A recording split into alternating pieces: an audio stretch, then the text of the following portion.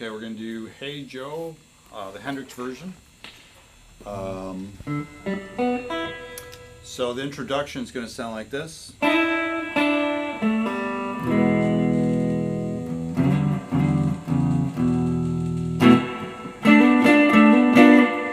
how do we play that is we take my third finger, third or first, I like using my third, on the B string, third fret, and you're going to slide into the fifth.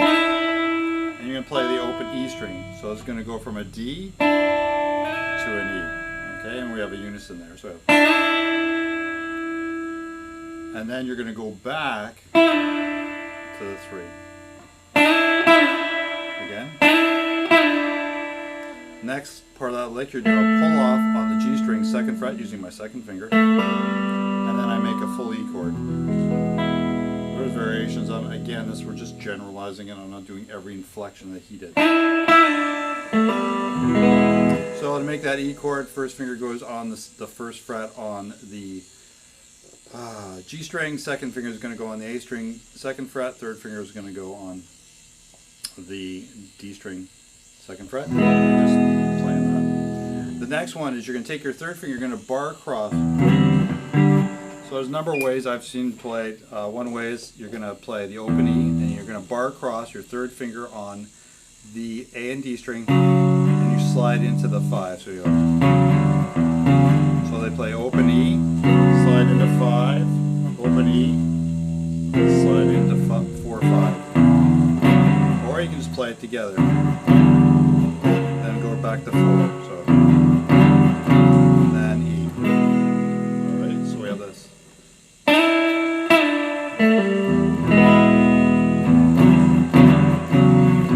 You can even play just a power chord. Yeah, let's try it again.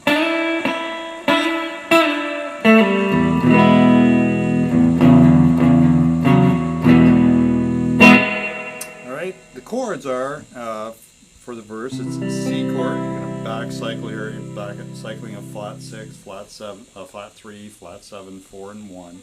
And then you're going to go, so it's going to be a C chord, and we'll do some basic chordal stuff for this. First finger is going to play the B string, first fret, second finger is going to play the second fret on the D string, and third finger is going to play the third fret on the A string, so it's a C chord. Good old G chord. If you want to play it the campfire way, second finger will play on the third fret on the big thick E string, first finger will play on the A string, second fret, and third and fourth will play on the third fret, B and E. And D chords next. It's a 4-string chord. First finger is going to play the second fret on the G string, third finger is going to play on the third fret on the B string, second finger is going to play on the high E string, second fret. And then, so we have C, G, D,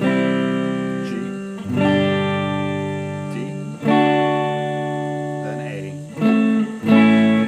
First finger is going to go on the second fret on the D string, third finger is going to play the G string, second fret, and pinky is going to play on the B string, second fret, 5-string chord, and then E we have 1. So the rhythm would go 1, 2, then G twice, D twice, A twice, then E. 2, 3, 4, 2. Okay. That's a simple version.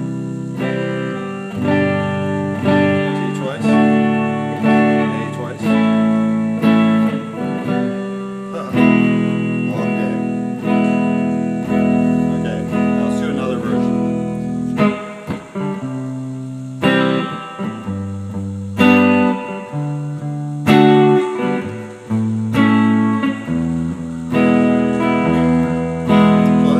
Different chords, be more Hendrixy. So you're going to play a C chord, which we already know. And what I'm doing is I'm playing the root note twice, and then I'm just playing the chord. So I have, so going 1 and 2, and going to a G chord. Now we're going to do the Hendrix version of a G chord. You want to have your thumb play the third fret on the big thick E string, on the third fret there, and then have your third finger on the 5th fret on the D string, second finger will be on the B string, 4th fret, and then your first finger will be on the 3rd fret either it could cover the E and B string or just on the B string, just make sure that's a muted note. So yeah. Okay, the other chord is the T chord. If you did the Hendrix way, the thumb would have to play, one way I've seen him play it, I think, is the thumb would play the 5th fret on the A string, and then 3rd finger would bar across the 7th fret on B, G, and D. And then we go to the A chord, which is just like our G that we played before, just we're going to move it up the conveyor belt. So my 1st finger will play the 5th fret on the big thick E string, 3rd finger will play on the D string 7th fret, 2nd finger will play on the 6th fret on the G string, and then 1st finger will play on the B string 5th fret. Now we'll just go back to E. Okay. So it'll sound like this. I'll play the root note twice, then strum the chord. Then I'll play G root note twice, strum the chord. I'll play, oh, by the way, I could play D like this, instead of playing the Hendrix way. You can play it with your 1st finger on the 5th fret on the A string and 3rd finger bar across the D, G, and B strings. If you can't do that, and then go to the A chord.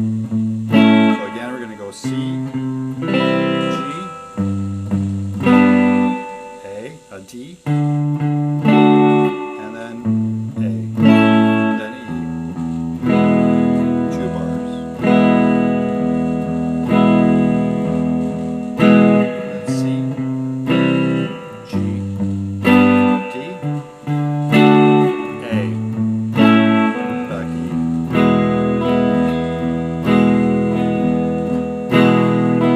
One more time.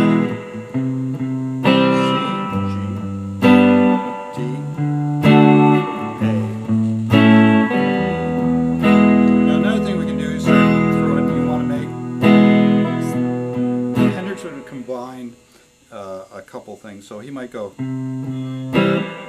keep things short, so you're going to play the root note twice. Instead of letting it hang, you're going to go 1 and 2. You're just going to stop the strings with your left or right hand. Then G, D, A, B. Just lift your fingers up and play it. I use a lot of my left hand to do the muting. C, G,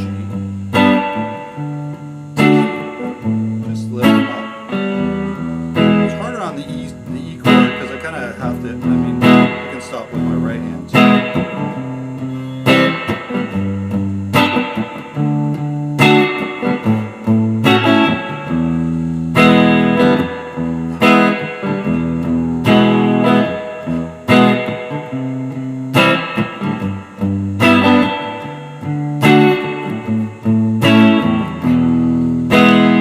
Sometimes then what you can do is play them long and then play the next one short. Play the next one long, next one short. Play it long,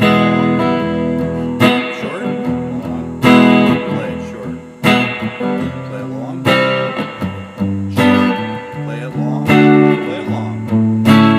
So I just combine it so you get used to not just playing everything the same. Another thing you want to do is you can do a little hammer-on the C chord. You can go.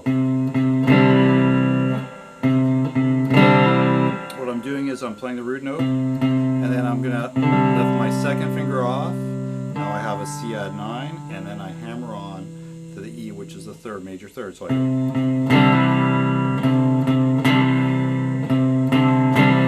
Okay. Now what I can do with the G, I'm just doing different things here I can do with the G, is I can go. Now I can hammer on with my pinky. By having my thumb over top, this gives me an extra way of just having an extra finger, so I can go. So I'm going to have my pinky hammer on the 5th fret on the B string. So I'm going to go. On the D, I'm not going to do anything. The A, I can do just like the G. Make sure you try to get it in there. So I'm going to go.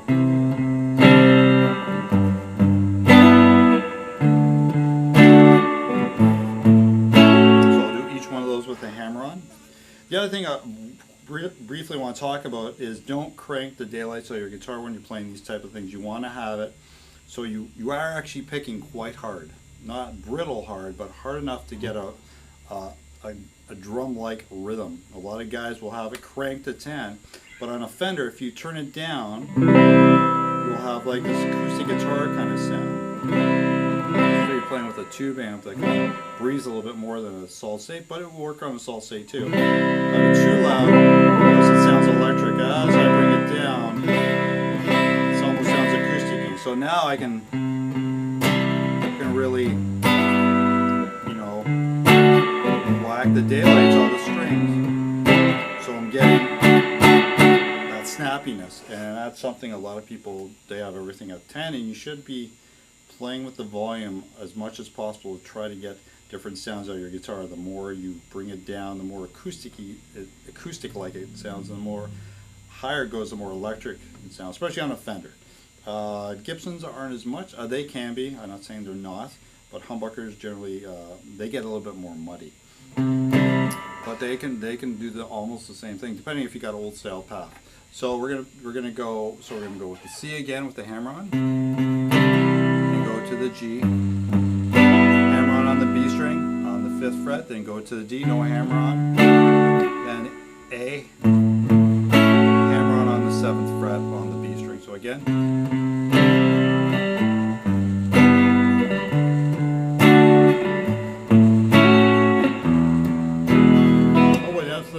Take the E, hammer on, take the first finger off, hammer on the G string on the 1st fret. Okay.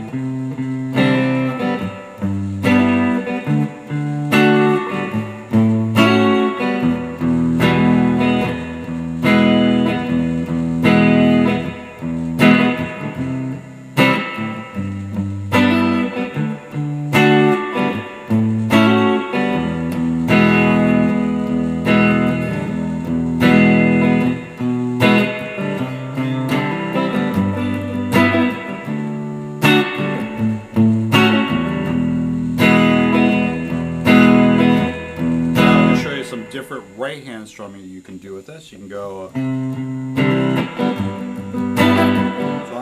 I'll do it without any inflections on the left hand.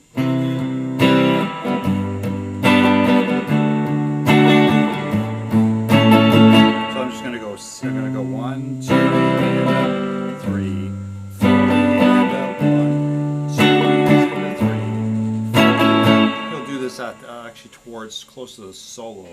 You'll actually start cranking up the rhythm a bit. So it's more sparse at the beginning, and he starts cranking it up more. So again.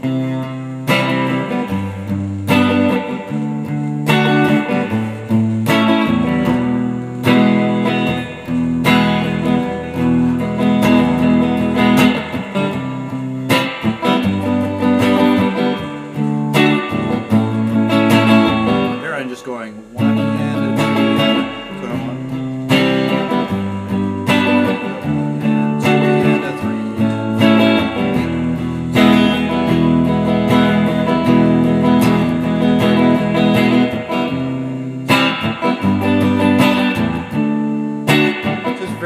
Doing the short and then doing the right hand going down, up, down, up, down, up, and then I can also throw in the hammer-ons in there. So I go.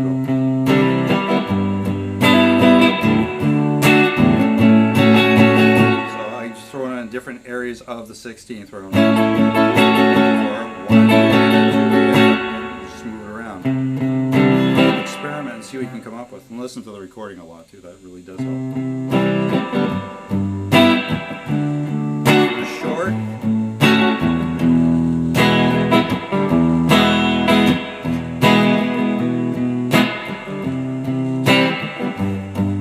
Another thing I'm doing, you notice I'm putting accents on beats 2 and 4, so I'm going 1 and 2, 3 and 4. Those are the back beats. That's something else you want to do, which I forgot to mention at the beginning. He's not going to play like this. Is just an exercise on the recording. He's like doing it all, but it is Hendrix. But and 2 and put an accent on there. That'll be the drum, the snare drum. I lose my pick. Oops. Oh well. Try it again. It's a bit hot in here today.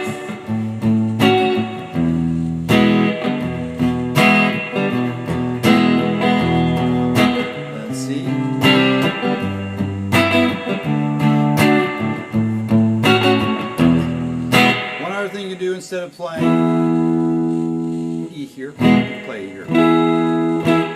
And so play that guy.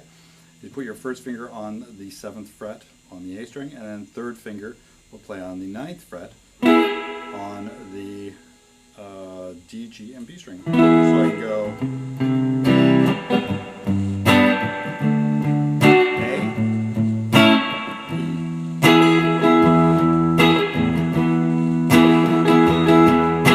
Although I don't think Hendrix ever did that, you can also play an E7 sharp 9. Which sounds cool. Your second finger is going to go on the 7th fret on the A string. First finger is going to go 6th fret on the D string. Third finger is going to go on the G string,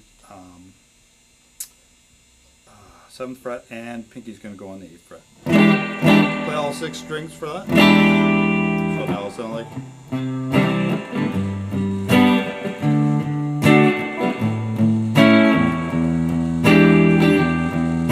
That's E7 sharp 9. That's what we call it, the Hendrix chord.